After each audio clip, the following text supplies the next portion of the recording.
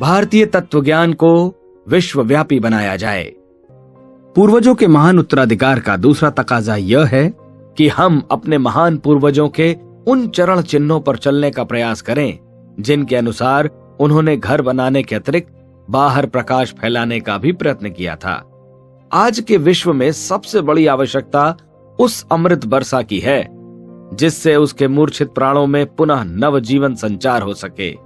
यह कार्य भारतीय तत्वज्ञान का आलोक सुदूर संसार में फैलाने से ही हो सकता है। यह उद्बोधन अपने देश में तो होना ही चाहिए, पर उसे किसी क्षेत्र विशेष तक प्रतिबंधित न किया जाए। उसे जहां भी उपजाऊ भूमि मिले वहीं बोया जाए। आपत्ति धर्म के अनुसार उसे अधिक बदहवास लोगों को पहले देने की बात भी सोची जा सकती है, ताकि वे विकृतियों के उन्माद में अपना और पड़ोसियों का सर्वनाश कर डालने से रुक सकें। संसार भर में भारतीय संस्कृति के अध्यात्म तत्वज्ञान का विस्तार करना आज का हमारा एक परम पवित्र सांस्कृतिक कर्तव्य है। इस कर्तव्य में एक छोटी सी कड़ी और जुड़ जाती है जब हम प्रवासी भारतीयों की स्थिति को देखते हैं। समुद्र पार उनकी संख्या 350 लाख के करीब है। समुद्री सीमाओं से भीतर नेपाल, भूटान, सिक्किम, बांग्लादेश, पाकिस्तान, लंका, वर्मा आदि देशों में भारत मूल के हिंदी धर्मानुयायियों की संख्या प्रायः 10 करोड़ तक जा पहुंची है। वे राजनैतिक दृष्टि से किसी देश के नागरिक क्यों न हों, वस्तुतः वे सांस्कृतिक दृष्टि से भारत के ही नागरिक हैं। उनकी नसों में भारतीय रक्त ही प्रवाहित हो रहा है। उनका सांस्कृतिक पोषण करना बड़े भाई के नाते हमारा कर्तव्य है। सूत्र टूट जाने से वे दाने आज नहीं तो कल बिखर ही जाएंगे। जलते संसार पर तत्वज्ञान का अमृत छिड़कने और प्रवासी भारतीयों का सांस्कृतिक पोषण करने के दोनों उत्तरदायित्व एक ही योजना के अंग बनाए जा सकते हैं और हमारी भावी सांस्कृतिक सेवा योजना को दोनों आवश्यकताओं को पूरी करने योग्य समन्वित बनाया जा सकता है। प्रवासी भारतीयों को प्रथम संपर्क में लें, उनसे घनिष्ठता बढ़ाएं, उत्साह पैदा करें और पैर जमाने योग्य सुविधा प्राप्त करके उन क्षेत्रों में सरलता पूर्वक तत्वज्ञान की प्रकाश किरणों का विस्तार करना आरंभ कर दें। यह अपेक्षाकृत सरल है। एकांकी प्रचार उथला रहेगा जब तक ईसाई मिशनरियों की तरह डेरा डालकर कहीं रहा नहीं जाएगा, तब तक कोई ठोस काम नहीं हो सकेगा। यदा कदा जा पहुंचना और लेक्चर झाड़कर वापस चले आना एक मनोविनोद मात्र है। उससे क्षणिक उत्साह मात्र भले ही पैदा हो, कहने लायक परिणाम नहीं निकल सकता। काम तो स्थिर और अनथक प्रयत्नों से ही होता है। विश्वव्यापी सांस्कृतिक प्रसार के लिए हमारी सुगठित योजनाएं इसी स्तर की होनी चाहिए, इसी आधार पर बननी चाहिए। इस संदर्भ में हमें प्रवासी भारतीयों के साथ घनिष्ठ संबंध बनाने और उन्हें सांस्कृतिक पोषण देने की बात को प्रथम चरण की तरह हाथ में लेना चाहिए। दूसरा कदम उठाने में हमें उसी आधार के सहारे सुगमता होगी। विश्व के कोने कोने में कुछ एक को छोड़कर प्रायः सभी देशों में भारतीय मूल के भारतीय धर्मानुयायी बसे हुए हैं। यदि उनका सांस्कृतिक पोषण करने को, उनको अपने धर्म और आध्यात्म की आदर्शवादी परंपराओं का उद्बोधन कराने का लक्ष्य लेकर वहां जाया जाए तो हमारी सद्भावना उन्हें अवश्य ही प्रभावित करेगी। वे हमारे सहयोग का लाभ लेना चाहेंगे और अपना सहयोग देना चाहेंगे। इस उभय पक्षीय अनुदान के सहारे वे सरंजाम खड़े हो सकते हैं जिनसे उन देशों के जनमानस में भारतीय धर्म की, मानव धर्म की प्रकाश किरणों का प्रवेश कराया जा सके। प्रवासी भारतीयों में काम करते हुए हमें एक दृष्टिकोण और विकसित करना होगा कि हिंदू धर्म और बौद्ध धर्म को एक ही वस्तु के दो पक्ष माना जाए। रुपए में एक तरफ कुछ अलग अंकन होता है और दूसरी तरफ कुछ और। इस भिन्नता के रहते हुए भी दोनों की अविच्छिन्न एकता में कोई अंतर नहीं आता। बौद्ध धर्म हिंदू धर्म के अनेक शाखा पल्लवों में से एक है। हम अपनी ओर से एकता के प्रयास न करेंगे और थोड़ी सी प्रथा मान्यताओं के कारण उन्हें भिन्न धर्मानुयायी मानेंगे तो फिर एक संकीर्णता जाति उपजाति और गोत्र उपगोत्रों में विभाजित करते करते हमें सर्वथा एकांकी बना देगी। अपने विशाल सांस्कृतिक परिवार को हमें एक समझना होगा और पृथकवाद का विष जहां भी घुस गया है वहां से उसे उखाड़ फेंकना होगा। बौद्ध धर्म हिंदू धर्म से अलग हुआ, अब सिख संप्रदाय की ओर से भी ऐसी ही बातें कही जाने लगी हैं। कुछ समय पूर्व जैन समाज से भी ऐसी ही हल्की पतली आवाजें उठी थी। जाति पाति के नाम पर देश के टुकड़े टुकड़े कर डालना जितना बुरा है, उससे भी बुरा संप्रदाय के आधार पर विशाल भारतीय संस्कृति को शत विशत करना है। पिछले दिनों हमने गलतियां करके बौद्धों को यह सोचने का अवसर दिया कि वे हिंदू धर्म से अलग हैं। अब उस भूल को सुधारने का उपयुक्त अवसर है। हमारी विश्व संस्कृति सेवा अभियान का एक अंग यह होना चाहिए कि संप्रदाय विभेदों को महत्व तनिक भी न दें। सांस्कृतिक मूल के समस्त मत मतांतरों को एक मानकर चलें। शरीर में कई तरह के कई आकार प्रकार के अवयव होते हैं, पर इस कारण उन्हें शरीर से अलग तो नहीं समझा जा सकता। इंडोनेशिया, मलेशिया के एक बड़े भाग में इस्लाम ने जड़ें जमा ली। जापान, सिंगापुर, हांगकांग आदि में ईसाई बढ़ रहे हैं। इतना सब होते हुए भी बौद्ध धर्मानुयायियों की संख्या इतनी अधिक है कि इन्हें हिंदू धर्म के साथ जोड़ा जा सके तो विश्व की सबसे अधिक जनसंख्या भारतीय धर्मानुयायियों की हो जाएगी। विदेशों में गए भारतीय सिखों की संख्या भी कम नहीं है। उनमें श्रद्धा और विश्वास कहीं अधिक है। उनके गुरुद्वारे संसार के हर कोने में वहां बसे प्रवासी सिखों द्वारा बनाए गए हैं। उनके क्रियाकलाप अपेक्षाकृत अधिक श्रद्धा, जागरूकता, उत्साह से भरे रहते हैं। उन्हें जीवन की उपयोगिता प्रत्यक्ष दिखाई पड़ती है। इन सिखों में जो अलगाव की भावना प्रवेश करती जा रही है, उसे हमारी उदार और विशाल दृष्टि द्वारा सहज ही हल्का किया जा सकता है। यह खाई आसानी से पाटी जा सकती है। अभी भी इसके लिए अधिक देर नहीं हुई है। हमें हिंदू धर्म का ऐसा सांचा खड़ा करना चाहिए जिसमें बौद्ध, सिख ही नहीं, प्रत्येक भारतीय सांस्कृतिक मूल को लेकर उत्पन्न हुए सभी संप्रदायों को एकता के सूत्र में बांधा जा सके। थोड़ा साहस करने पर पारसी धर्म भी इसी श्रृंखला में आ जाता है। उसमें अग्नि पूजा से लेकर अन्य अनेक परंपराएं एवं मान्यताएं ऐसी हैं जिन्हें देखकर सहज ही अनुमान लगाया जा सकता है कि इस संप्रदाय को मूल हिंदू धर्म से बिछड़े अभी बहुत समय नहीं हुआ है। इस विशाल हिंदू धर्म का स्वरूप ही देश में और विदेशों में भारतीय संस्कृति के शत विशत अवयवों को एक सूत्र में बांध सकेगा, एक परिवार के अविच्छिन्न सदस्य बना सकेगा। हमें ऐसी समन्वित सार्वभौम हिंदू धर्म संस्कृति का ढांचा खड़ा करना चाहिए और उसे न केवल देश में वरन विदेशों में भी प्रवासी भारतीयों में पहुंचाने का प्रयत्न करना चाहिए। तभी उससे अभीष्ट उद्देश्यों की पूर्ति हो सकेगी। तभी वह अन्य धर्मावलंबी जनता को प्रभावित कर सकेगा। हम हिंदू धर्म को सार्वभौम मानव धर्म की भूमिका निभा सकने योग्य सर्वसमर्थ बनाना चाहेंगे और वह कार्य कुछ दिनों में पूरा होकर अपने परिष्कृत रूप में सामने आ जाएगा। पिछले दिनों भी हमारे तथाकथित धर्म प्रचारक प्रवासी भारतीयों में कुछ प्रचार करने जाते रहे हैं। उनके जाने से लाभ के स्थान पर हानि अधिक पहुंची है। वे संप्रदाय विशेष के प्रतिनिधि बनकर पहुंचते रहे हैं और अपने मत को ही हिंदू धर्म बताते रहे हैं। इससे उनके अनुयायी तो प्रसन्न हुए, पर अन्य मत वाले रुष्ट हो गए। एकता के स्थान पर पृथकता ही उन्होंने अधिक फैलाई। वहां भी अपने संप्रदाय विशेष के शिष्य मूढ़े और मंदिर मठ बनाए, संस्थान खड़े किए।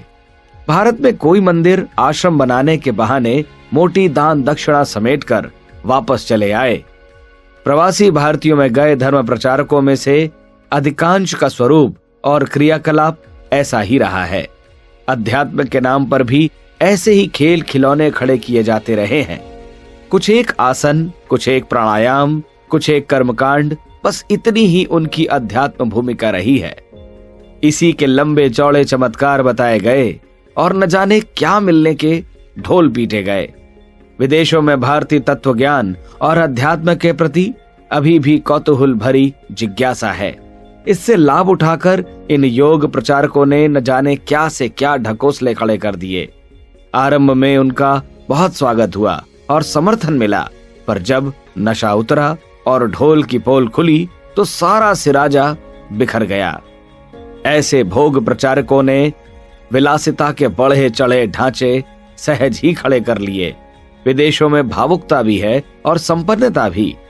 योग के नाम पर उसका दोहन करने से इन तथाकथित योगियों को अनायास ही सफलता मिल गई है। उनका ढोंग ही बुझ गया। इन धर्म प्रचारकों और योगियों की प्रवासियों में तथा अन्यान्य धर्मावलंबी विदेशियों में अच्छी खासी धमा चौकड़ी रही है। कुछ लोग राजनैतिक या अन्य महत्वाकांक्षाएं लेकर भी वहां गए हैं। कुछ का सैर सपाटा करना और अपनी विश्व सेवा की विज्ञापनबाजी करना भी एक प्रयोजन रहा है।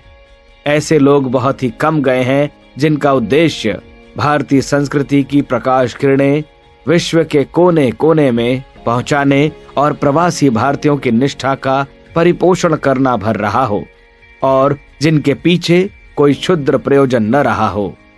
ऐसे लोग रहे हैं, पहुंचे हैं, पर उनकी संख्या बहुत स्वल्प रही है। अधिकांश लोग ऐसे ही गए हैं जिन्होंने अश्रद्धा उत्पन्न की है, भ्रांति फैलाई है और विभेद की खाई चौड़ी की है। इस दिशा में अब तक हुए प्रयासों को इस स्तर का नहीं माना जा सकता जिस पर पहुंचकर ईसाई मिशनरी संसार भर में जाते हैं, वहां बसते हैं, असाधारण कष्ट सहते हैं और अपने आप को अनन्य श्रद्धा के साथ मिशन के लिए समर्पित होकर प्रसन्नता पूर्वक गला दिया करते हैं। यदि ऐसा रहा होता तो हम प्रवासी भारतीयों को आज की अपेक्षा कहीं अधिक संस्कृति निष्ठ पाते और विदेशों में भारतीय तत्व ज्ञान के प्रति झुकाव हजारों गुना अधिक पाया जाता। दुर्भाग्य ही है कि हमारे विदेशों में गए हुए धर्म तथा अध्यात्म प्रचारक कुछ संतोषजनक प्रतिक्रिया उत्पन्न न कर सके। समय आ गया है कि हमें नए सिरे से इस दिशा में कुछ सोचना चाहिए और नए साहस के साथ कदम बढ़ाने चाहिए। युग निर्माण योजना के संचालक विदेश यात्रा पर निकले भी और अभीष्ट लक्ष्य के लिए कुछ कदम बढ़ाए भी।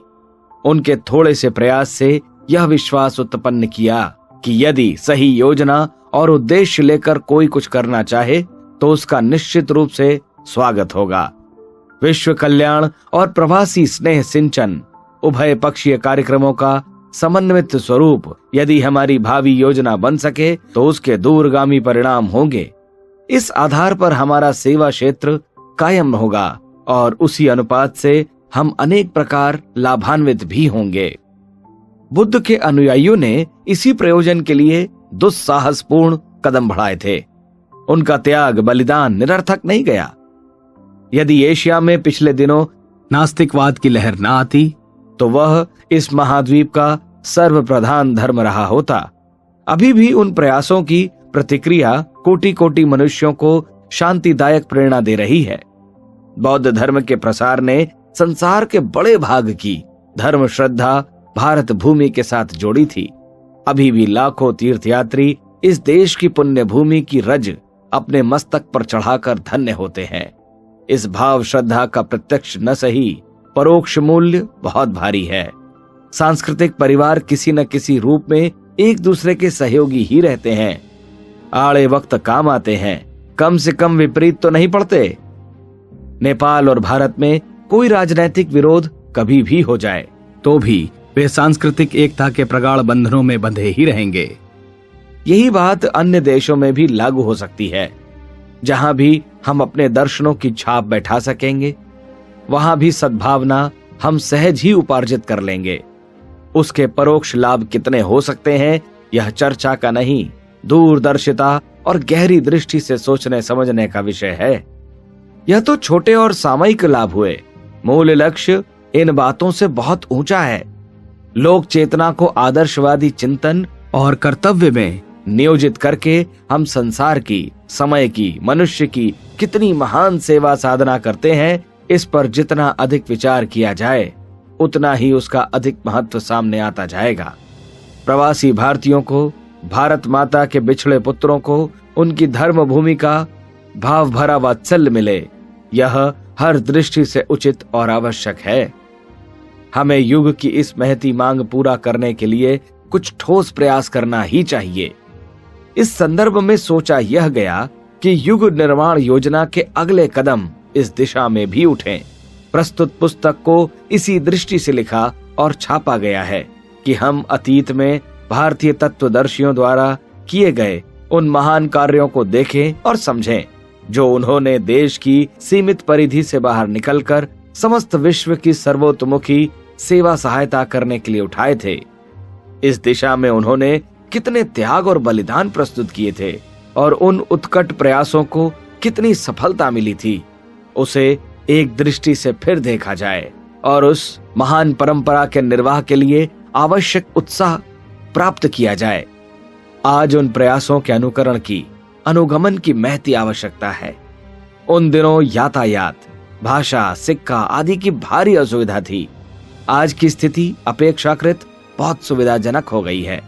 यदि भीतर से कुछ उमंग उठे तो व्यक्तिगत और सामूहिक रूप से उपरोक्त प्रयोजन के लिए बहुत कुछ किया जा सकता है। समय की चुनौती इस दिशा में साहसिक कदम बढ़ाने के लिए हमें बाध्य करती है। हमें विदेशों में अपने सांस्कृतिक दूतावास पहुंचाने चाहिए।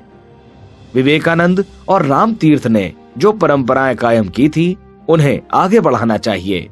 भवानी दयाल सन्यासी, सत्यदेव परिव्राजक, T.L. वासवानी ने इस दिशा में पिछले दिनों विदेशों में सांस्कृतिक संदेश सुनाने के लिए महत्वपूर्ण कार्य किए। उस प्रवाह को अवरुद्ध नहीं होने देना चाहिए। योजनाबद्ध रूप से इस दिशा में कार्य किया जाना चाहिए। व्यक्तिगत रूप से जाने वाले धर्म प्रचारकों का क्रम स्वेच्छा संचालित होता है। प्रायः वे सीमित उद्देश्य लेकर जाते हैं। उन्हें आर्थिक व दूसरे साधन भी स्वयं ही जुटाने पड़ते हैं। ऐसी दशा में उनके चिंतन और क्रियाकलाप दोनों में ही अटपटान आ जाता है। ईसाई पादरियों की तरह हमारे मिशनरी भी निश्चित होकर अभीष्ट कार्य में अपना पूरा ध्यान और पूरा प्रयास केंद्रित करें, तभी कुछ ठोस काम हो सकता है। युग निर्माण योजना सोचती है कि हमें अपना मिशन बाहर भेजने के लिए भी योजना बनानी चाहिए। अपने देश में जिस बौद्धिक, नैतिक और सामाजिक सुधार की आवश्यकता है, उसकी आवश्यकता समस्त संसार को है। भले ही सुधार के लिए जिस प्रकार कार्य अपने देश में हमें करना है, उससे परिस्थितिवश अन्य देशों में भिन्न प्रकार का हो। कहा जा चुका है कि विदेशों की अन्य धर्मावलंबी और अन्य संस्कृतियों की मान्यता वाली जनता के गले सीधे ही अपना तत्व ज्ञान उतार सकें, यह कठिन है। प्रथम चरण में प्रवासी भारतीयों से संपर्क साधना पड़ेगा, उनका सांस्कृतिक पोषण करना पड़ेगा। उनके सहयोग से मिशनरियों को पैर टिकाने की जगह मिल जाएगी और ऐसे लोगों के पते मिल जाएंगे जो पहले से भी भारतीय तत्व ज्ञान से परिचित रहे हैं और उसके प्रति सद्भावना रखते रहे हैं। ऐसे लोगों के संपर्क को घनिष्ठ बनाकर इस स्तर तक विकसाया जाएगा कि उनका सहयोग भी मिलने लगे। इस प्रकार अन्य देशवासियों में हम अपनी बात इस प्रकार कह सकेंगे कि उनके गले में उसे उतारना सरल और संभव होगा।